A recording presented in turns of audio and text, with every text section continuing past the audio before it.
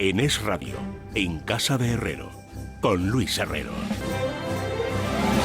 Muy buenas tardes, señoras y señores. Bienvenidos al atardecer de este martes, día 16 de mayo de 2023. Ya saben que la noticia del día, seguro que la han conocido, es que los 7 exetarras que van en las listas de Bildu, y digo van porque no dejan de estar todavía en las listas de Bildu, renuncian a ser concejales.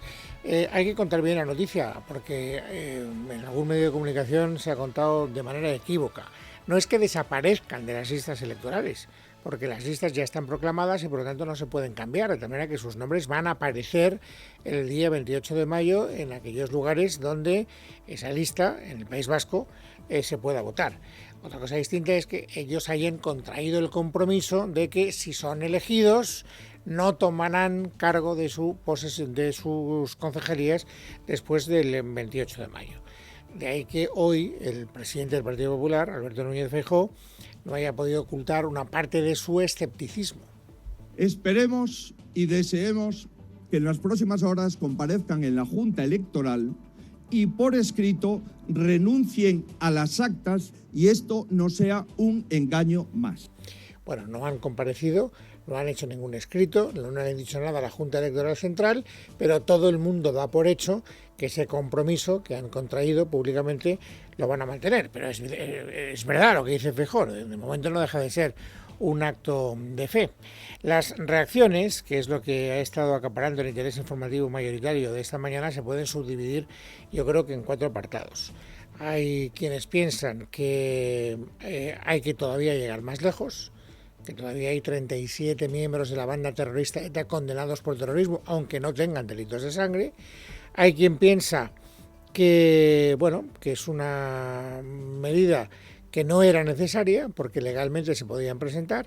Hay quien piensa que está bien, a secas, sin ningún otro tipo de aditamento, ninguna otra valoración, digamos, añadida. Y por último, están los que están diciendo, bueno, qué comportamiento más ejemplar, a ver si otros aprenden del comportamiento de la elección democrática de Bildu. Estos son, digamos, los 4 apartados en los que podemos clasificar las reacciones. Y en la primera de ellas, hay que llegar todavía más lejos, no basta con lo que se ha producido, hay básicamente 3 partidos. Alberto Núñez Feijóo, el presidente del Partido Popular, por ejemplo, lo explicita de esta forma. Y es evidente que todos los que llevábamos denunciando durante estos días esta ignominia hemos sido útiles a la sociedad española y Sánchez ha vuelto a callar. Por eso, queridos amigos, ahora nos queda algo más. Vamos a ver si durante la campaña conseguimos que todos los demás, los 37 condenados por terrorismos, desaparezcan de la lista. Bueno, esta es la petición que hace el señor Núñez Feijóo, aunque no hay ningún dato que nos permita pensar que ese deseo se vaya a cumplir. Y algo muy parecido ha dicho también el portavoz en el Congreso de los Diputados de Vox, el señor Espinosa de los Monteros. Hemos obtenido una pequeña victoria, muy pequeña, pero la batalla no es esa. La batalla es la ilegalización de un grupo terrorista que se presenta fraudulentamente como partido político. Ya saben que Vox dijo, y algún otro miembro del Partido Popular ha secundado esa iniciativa, por ejemplo Isabel Díaz Ayuso, que lo que había que hacer ahora era utilizar la ley, que para eso está, y que contempla algunos supuestos que podrían efectivamente suponer la ilegalización de Batasuna. En esa batalla está, insisto, Vox y algún espontáneo, o espontánea en este caso, del Partido Popular. También ha hecho declaraciones diciendo lo que ha ocurrido está bien, pero es insuficiente, el presidente de UPN, José Javier Esparza. Bueno, lo que se quiere es intentar lavar un poco la cara, pero la realidad es la realidad. La realidad es que H. Bildu no se ha arrepentido absolutamente de nada.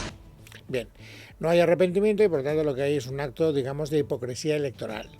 Y esto es algo que también ha repetido, aunque de manera más matizada, el portavoz del Partido Nacionalista Vasco, que es Aitor Esteban. Aitor Esteban ya tuvo el viernes de la semana pasada una reacción que se distanciaba desde el punto de vista retórico de algunos de los partidos que forman parte, desde luego, de la mayoría Frankenstein, porque el PNV apoya la estabilidad de Pedro Sánchez, pero su discurso no fue ni mucho menos el discurso, por ejemplo, de Esquerra Republicana o de la propia Bildu o de Unidas Podemos, en absoluto. Y hoy Aitor Esteban ha estado en su línea, en la línea que había marcado el viernes, sin, digamos, modificar para nada la línea argumental. Se han dado cuenta, bueno, pues que han metido la pata y que hay que sacarla, que tenían pecado y que hay que sacar la pata. A mí me parece positivo, sobre todo porque creo que se alivia también a las víctimas. Y creo que, bueno, pues tiene que ser una razón de satisfacción para ellas. Bueno, dice el señor Aitor Esteban que se han dado cuenta de que estaban en pecado y que han sacado la pata después de haber metido la pata. No está nada claro que esta sea una iniciativa que haya tomado unilateralmente Bildu, porque hay quien dice que Bildu ha sido sometida a una fuerte presión, sobre todo por parte del gobierno. Es verdad lo que decía hace un instante Núñez Feijóo. Durante mucho tiempo el presidente del gobierno ha estado callado y cuando ha hablado lo justito para decir que no le parecía bien la presencia de esos condenados por delitos de sangre en las listas de Batasuna. Pero algunas crónicas, utilizando fuentes de los distintos partidos, van en la dirección de que en Moncloa han presionado a Bildu para que tome esta decisión. Le han preguntado a la portavoz del gobierno, porque hoy es martes y ha habido rueda de prensa posterior al Consejo de Ministros, a Isabel Rodríguez, pero ella no ha querido decir absolutamente nada de esa cuestión. Luego veremos la valoración que ha hecho el gobierno general de lo de Bildu, pero desde luego de esa hipotética presión ejercida desde el Palacio de la Moncloa para que estos condenados por delitos de sangre renuncien a ser concejales, no he dicho ni pío. Pero vamos, ni pío. Es verdad, y esto también lo pueden ustedes leer en los medios de comunicación, que el PSOE estaba pagando ya una factura electoral y que había algunas encuestas, algunos trackings que estaban empezando a detectar que esto le estaba haciendo daño al PSOE. Por eso es perfectamente verosímil que el PSOE dijera hay que contener esta hemorragia cuanto antes y que utilizara toda su capacidad de presión, que no es poca, porque el gobierno tiene recursos para casi todo, y que le pidiera a Bildu ese gesto. Pero bueno, si nos fijamos en la reacción del Partido Socialista, hay que ver cómo se han ido modificando algunas posiciones. Por ejemplo, el viernes o el jueves, ya no lo recuerdo bien, María Chivite, que como ustedes saben es la mandamás del Partido Socialista en Navarra, dijo que le parecía un debate bastante fuera de lugar, porque las personas que figuraban en las listas de Bildu habían cumplido condena y por lo tanto tenían todas las bendiciones legales para ser candidatos si así lo deseaban. Esa fue su primera postura. Y desde entonces hasta ahora ha tenido que cambiar el discurso para ponerse ahora, para situarse en una posición un tanto distinta. Como Partido Socialista valoramos positivamente que se haya tomado esa decisión, porque ya dijimos que era una cuestión que no nos gustaba, porque efectivamente revictimizaba a las víctimas, pero en todo caso lo deseable hubiera sido que no hubieran tenido que rectificar y que no los hubiera incluido. Yo esa parte no la había oído el jueves o el viernes, señora Chivite, a lo mejor la dijo y a mí se me perdió, pero eso de que nunca tendrían que haber estado en las listas es una novedad que yo aplaudo, verdaderamente. Y luego, donde yo creo que vamos a encontrar el matiz más interesante es en la reacción de Guillermo Fernández Vara, que es uno de los varones que antiguamente identificábamos como varones críticos con el liderazgo de Sánchez. Digo antiguamente porque en el caso de Fernández Vara eso periclitó hace ya bastante tiempo, más de un año. Yo creo que se convirtió en uno de los fervientes seguidores del presidente del gobierno. Pero es verdad que en Extremadura pues los votantes no simpatizan mucho con la idea de que haya candidatos en Bildu que tengan delitos de sangre a sus espaldas. Y por lo tanto Fernández Vara tenía que mantener una diferencia. Y así se significó en las declaraciones de los últimos días de la semana pasada. ¿Pero qué ocurre? Que desde entonces hasta ahora Fernández Vara ha tenido conocimiento, como el resto de los ciudadanos españoles, de encuestas que dicen que en Extremadura Fernández Vara bajo ningún concepto va a poder gobernar en solitario porque no alcanza la mayoría absoluta. Que las cosas están muy reñidas, que incluso podría ocurrir, dicen algunas encuestas, aunque no lo sitúan como la posibilidad más, digamos, razonable, que hubiera una alternancia de gobierno en Extremadura y que la derecha se hiciera con las riendas del poder, pero que lo más probable, demoscópicamente hablando, es que si Fernández Vara quiere seguir siendo el presidente de Extremadura, tendrá que pactar con Podemos, es decir, con los independentistas. Por eso, cuando esta mañana ha estado en la cadena COPE y le ha preguntado a Carlos Herrera cuál era la situación en la que él se encontraba con esta polémica de Bildu, Fernández Vara ha tenido que hacer todo tipo de jeribeques dialécticos pero yo creo que se le ha entendido absolutamente todo. ¿Usted cree que el PSOE debe renunciar a gobernar Navarra con Bildu? ¿Por qué? ¿Para que gobierne quién? No, el Partido Socialista. ¿Para que gobierne quién? Esto lo que quiere decir es que solo puede gobernar en España la derecha, porque es la que nunca, la que no necesita independentistas, porque ya tiene a Vox. A la conclusión a la que estamos llegando es que hay que apartar del sistema democrático a todo aquel que haya tenido un pasado que a los demás no nos haya parecido el adecuado. Ustedes lo pueden interpretar como quieran. Yo lo interpreto como ya un camino para ir preparando el discurso de la noche electoral.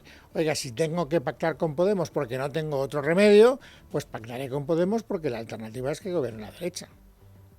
Me parece a mí. Yo creo que esta es la única manera que tengo de interpretar este fragmento de la conversación que ha mantenido el señor Fernández Vara con Carlos Herrera en la cadena COPE esta mañana. Y luego tengo que decir, porque me parece que es honrado decirlo, así lo veo, que el único que ha mantenido una posición inalterada desde el punto de vista de, en fin, el mensaje ha sido Patxi López, el portavoz de los socialistas en el Parlamento Vasco, que en esta cuestión dice hoy lo mismo que dijo el viernes. Ya dijimos en su momento que esto podía ser legal, pero que desde luego no era decente, porque lo único que se conseguía con esa presencia es añadir dolor y sufrimiento a las víctimas del terrorismo. Y esta decisión de Bildu no se la tenemos que agradecer a Bildu, se la tenemos que agradecer a COITE, al colectivo de víctimas del País Vasco, por su denuncia, por su resistencia y por su lucha permanente en defensa de la dignidad de las víctimas.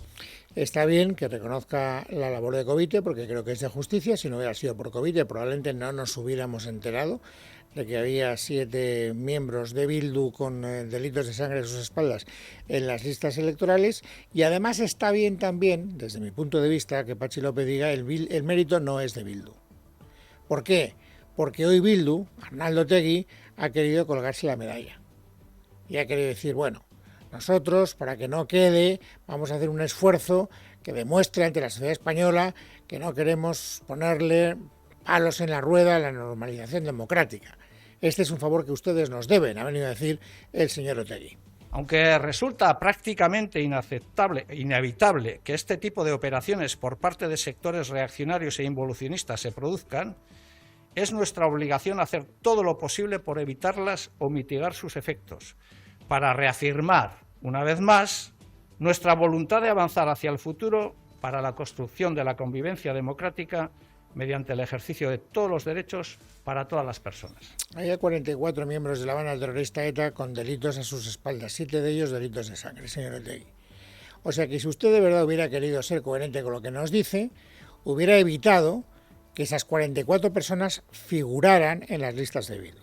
Y que ahora nos quiere hacer comulgar con ruedas de molino, pues no deja de ser un esfuerzo dialéctico encomiable, pero que no tiene un pase, desde mi modesto punto de vista. Porque me parece que esta consideración también la ha hecho en voz alta el portavoz del PNV, el señor Aitor Esteban. En el País Vasco todo el mundo se conoce, no es una comunidad autónoma demasiado grande. Y 44 candidatos no son, digamos, fruto de la casualidad. Es fruto de una determinada estrategia que usted autorizó, señor Otegi. Y por lo tanto usted sabía que había una provocación y que sigue habiendo una provocación, porque una cosa es que no tengas delitos de sangre y otra cosa es que haya etarras condenados por delitos de terrorismo. Esto es lo que sigue pasando.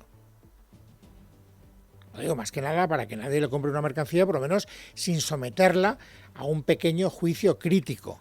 Y luego está, por último, para no enrollarme mucho más, les decía, los que consideran que son otros partidos los que deben aprender la lección que nos ha dado el señor Otegi. Y naturalmente me estoy refiriendo a la izquierda radical, me estoy refiriendo a Podemos, me estoy refiriendo a Esquerra Republicana de Cataluña y me estoy refiriendo a En Comú Podem, porque los tres han querido equiparar los delitos de sangre de los candidatos que figuraban en las listas con actitudes, comportamientos o incluso errores pasados de gente del Partido Popular. No se lo pierdan. Para empezar, Jaume Asens. No era una exigencia legal, pero sí moral. A nosotros nos parece un gesto positivo, que nos hubiera gustado que en su día hubieran hecho los dirigentes del Partido Popular con pasado franquista y con responsabilidades incluso en muertes de opositores a la dictadura. Para seguir, el señor Echenique. Como ha dicho esta mañana la secretaria general de Podemos, y yo estoy de acuerdo, es un paso importante que se distingue, ¿no?, de lo que está haciendo la derecha, ¿no? Y para terminar, Gabriel Rufián, Esquerra Republicana de Cataluña. En este país se tuvieran que quitar de listas electorales o de cargos o de responsabilidades públicas a gente con delitos similares o directamente con delitos, la verdad es que el PP, Vox y la Guardia Civil se quedarían en cuadro. Delitos similares, ¿no? Delitos de sangre, señor Rufián. Bueno, para los tres, el más pequeño de mis desprecios. No voy a perder ni un segundo en tratar de darles la réplica, porque creo que todo el mundo que tenga un poco de buena voluntad y que quiera mirar al pasado con ganas de reconocer la verdad, sabrá que esto que acaban de decir es una estupidez que no emite ni un solo segundo de discusión. Y les decía que en la rueda de prensa posterior al Consejo de Ministros también le han preguntado a Isabel Rodríguez a propósito de esta cuestión, a la portavoz del Gobierno, y la portavoz del Gobierno lo que ha dicho ha sido esto. La posición del Gobierno es conocida sobre este asunto, es firme, es rotunda y ustedes la conocen perfectamente como la opinión pública en nuestro país. Para participar en la vida pública y la normalidad democrática de nuestro país hay que hacerse cargo también del respeto a las víctimas y reconocer su dolor. Bueno, pues hubiera estado muy bien que esto lo hubiera dicho algún representante del Gobierno cuando supimos, gracias a Covite, que estas personas figuraban en las listas de Bildu. Lo digo porque el primer día hubo estampida de los miembros del Gobierno, nadie quiso dar la cara, empezando por el presidente del Gobierno. El segundo día, algunos, muy pocos, me parece que fue solo la ministra de Defensa, Margarita Robles, la que abrió un camino que después ya, poco a poco, han ido siguiendo los demás, pero a rebufo de lo que estaban determinando las encuestas. A medida que se han ido dando cuenta del daño que les procuraba, que les causaba la presencia de esas personas en las listas electorales, han ido modificando también su argumentario. Bueno, hasta aquí la noticia más destacada del día. Luego les tengo que contar también que en la rueda de prensa posterior al Consejo de Ministros ha comparecido el ministro Escrivá. El ministro Escrivá es el ministro de la Seguridad Social, que por cierto esta tarde tiene una reunión en la que espero que llegue a un acuerdo con el CESIF y con comisiones obreras. Eso ya lo sabremos dentro de unas horas. Pero, ¿por qué ha comparecido hoy? Pues porque el Gobierno sigue empeñado en campaña electoral en hacer anuncios que tienen claramente un perfume electoralista que apesta. ¿Qué quería contar el señor Escrivá?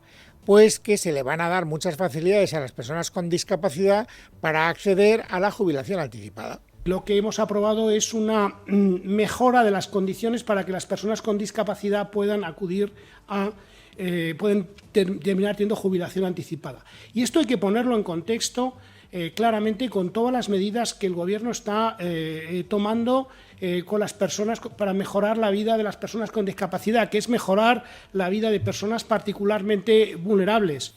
O sea, no lo pierdan ustedes de vista, familiares de personas con discapacidad, para que a la hora de votar nos agradezcan ustedes este favor que les estamos haciendo cuando faltan muy pocos días para el día de las urnas. Y por cierto, aprovechando que estoy aquí en la mesa del Consejo de Ministros, déjenme que haga propaganda electoral gratuita para que todos los ciudadanos sepan lo bien que va el país gracias a la destreza económica de Calviño y de Sánchez. Se ha vuelto a recuperar una confianza extraordinaria en la economía española, como decía antes, y vemos esos datos de creación de empleo de estos primeros 4 meses y medio que son absolutamente extraordinarios. Estamos hablando de casi 100.000 empleos al mes. 100.000 empleos, como vemos ahí 5 meses seguidos, es absolutamente inusitado. ¿Esto qué es? ¿A cuento de qué viene esta declaración en la rueda de prensa posterior al Consejo de Ministros cuando faltan muy pocos días para las elecciones autonómicas y municipales? Bueno, pues si quieren ustedes otra taza de arroz, aquí va la que ha querido aportar la señora Rodríguez, dando por bueno lo que hoy el Consejo de Ministros ha aprobado, un anuncio que había hecho en un mitin electoral el propio presidente del Gobierno 2 días antes. El Consejo de Ministros ha acordado el desarrollo de un programa de ayudas públicas para fomentar el acceso a las salas de cine de las personas de más de 65 años. Queremos que las vuelvan a disfrutar, que vuelvan a participar del cine en la sala. Nos estamos dirigiendo a 9,5 millones de españoles de más y españolas de más de 65 años que van a ver bonificadas sus entradas para promover esa asistencia a la sala.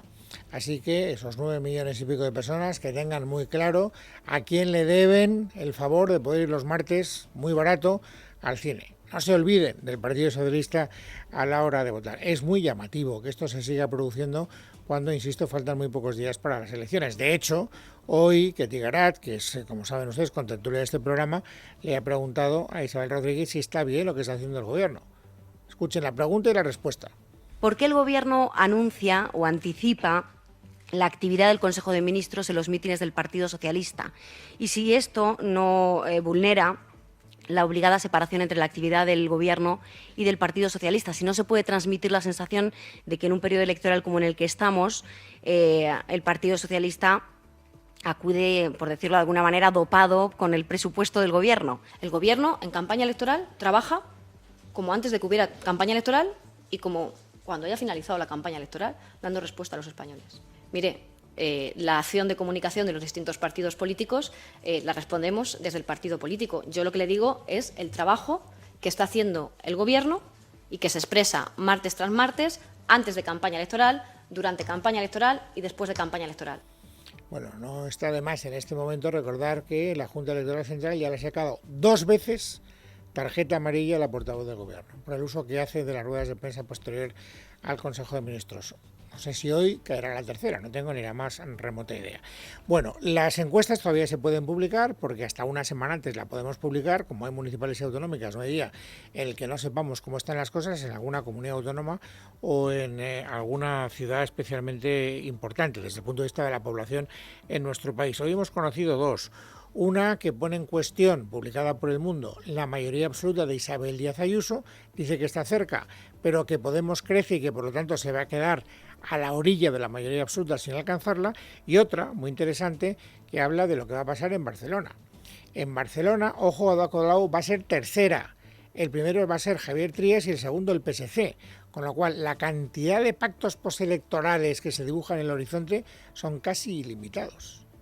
Esmeralda Ruiz. Encuesta que viene a constatar que la de Barcelona será una plaza difícil de amarrar con un elevado número de indecisos que podrían cambiarlo todo, y veremos los escenarios que el 28 de mayo se plantean, porque si algo confirma el sondeo de IMOP para El Confidencial es la tremenda dificultad para sumar mayoría absoluta. Todo apunta que solo será posible con un pacto a 3 y a fecha de hoy ningún candidato quiere desvelar sus intenciones. De modo que el desarrollo de la campaña, en el caso de Barcelona, será determinante para despejar el panorama. La fotografía que traslada este sondeo hoy es una victoria muy ajustada, pero con un Trias, el candidato de Junts, que sin embargo ha borrado todo rastro de sus siglas, por delante del PSC. Un 24,1% de los votos es lo que le otorga al Convergente esta encuesta, lo que se traduce en 11-12 concejales. Segunda posición para el socialista Jaume Collboni, que se haría con 10 ediles, 9 para Colau, a quien parece no penalizarle en exceso el caos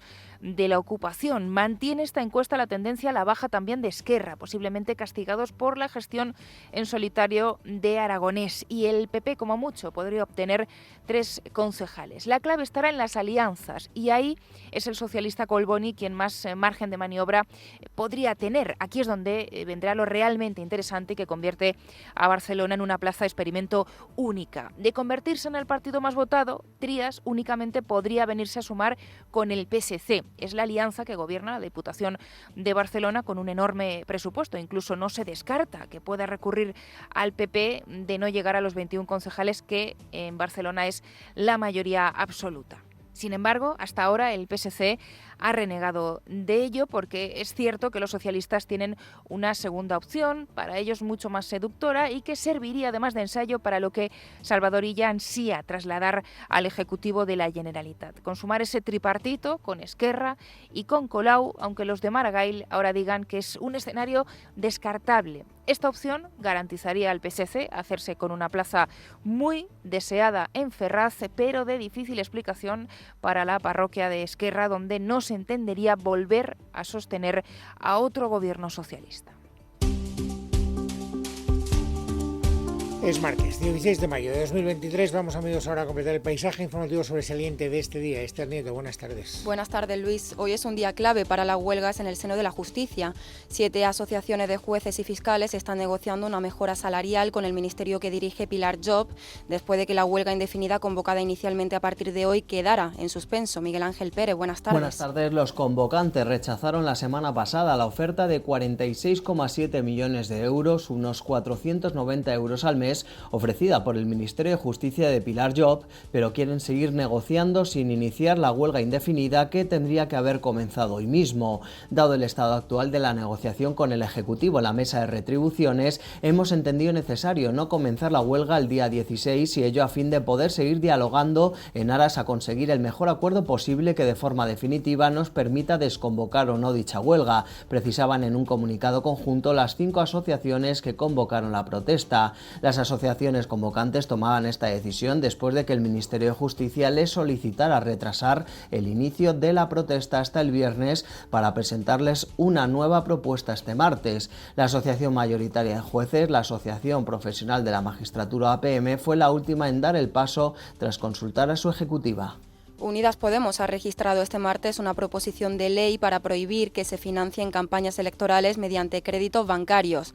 Las campañas se asumirían con cargo a los recursos propios de los partidos y aportaciones de sus militantes y simpatizantes. Leticia Barquín. Buenas tardes. Los morados quieren extender al resto de los partidos políticos el sistema con el que financia sus campañas electorales y para ello va a registrar este martes una proposición de ley que contempla prohibir de forma expresa que las fuerzas puedan financiarse en estos periodos a través de créditos bancarios. El objetivo, asegura Pablo Echenique, es evitar la injerencia de este sector en los procedimientos electorales. Pensamos que no es casualidad que sea tan difícil en España recuperar el rescate bancario, topar las hipotecas de tipo variable, duplicar el impuesto extraordinario a la banca, como ha propuesto Podemos. Pensamos que esto tiene que ver con una relación demasiado estrecha entre las fuerzas políticas y la banca. Podemos plantea que se financien con recursos propios y con aportaciones de sus militantes, además de que se acabe con el envío masivo de propaganda electoral por correo postal. El Ministerio de Igualdad, que encabeza Irene Montero, lanzará en los próximos meses una aplicación que contabilizará el tiempo dedicado a las tareas del hogar y que permitirá conocer cuántas horas dedican a ello en casa los hombres y cuántas las mujeres. Lo ha avanzado la secretaria de Estado de Igualdad, Ángela Rodríguez Pam. Además, en los próximos tiempos presentaremos una aplicación en la que podrá contabilizarse las tareas del hogar que hacen los distintos miembros de la familia para saber qué horas de trabajo en casa nos debemos unas a las otras y así poder reordenar nuestro tiempo de trabajo en casa. Vox ha presentado ante la Junta Electoral Provincial un escrito en el que solicita la suspensión del proceso del voto por correo en la ciudad autónoma de Melilla por presuntas irregularidades. En los últimos días, 5 carteros de correos han sido asaltados cuando llevaban documentación electoral y se ha registrado un atípico aumento de las peticiones para votar por correo de hasta el 20% de la población. Sabrina Mo es delegada del Gobierno en Melilla. Los datos, las cifras tan elevadas de voto por correo nos hace pensar que se está produciendo un fraude en toda regla y por lo tanto, pues tenemos que trabajar para que esto no suceda. El diputado nacional y candidato de Vox a la alcaldía de Madrid, Javier Ortega Smith, no ha descartado que su partido se presente como acusación particular contra la edil de Parla e integrante de la lista al ayuntamiento de dicho municipio, Ana González Martínez, detenida dentro de una operación contra el tráfico de drogas. Nuestra lucha contra la droga es una lucha sin ambajes y sin hipocresías. Y en segundo lugar, si alguna de las personas que perteneció o que pertenece a Vox se demuestra que ha sido culpable y los indicios parece que apuntan en esa dirección, exigiremos todas las responsabilidades, valoraremos incluso personarnos en la causa como acusación particular porque nos sentimos verdaderamente afectados por lo que han hecho. El Partido Popular ha anunciado este lunes que llevará a Fiscalía facturas sin contrato tramitadas por el Ayuntamiento de Morella, en Castellón, desde la época en la que era alcalde el actual presidente de la Generalitat, Ximo Puig, y en los años posteriores. Entre ellas las suscritas con empresas relacionadas con Francis Puig, hermano del presidente, Jesús Bolstein. La familia y el hermano del presidente de la Generalitat Valenciana, Ximo Puig, continúan siendo protagonistas en la campaña electoral de la Comunidad Valenciana.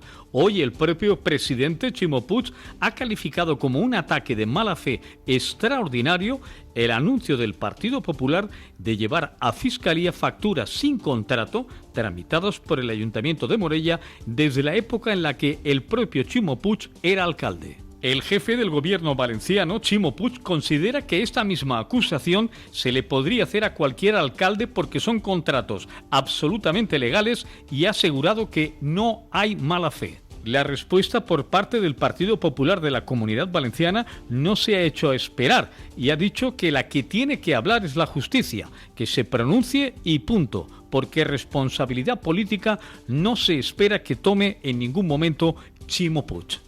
El juez de la Audiencia Nacional, Manuel García Castellón, ha solicitado las declaraciones de 2 antiguos miembros de ETA que delataron a la cúpula para incorporarlas a la investigación sobre el atentado perpetrado el 4 de agosto de 2002 contra la Casa Cuartel de la Guardia Civil de Santa Pola, en Alicante.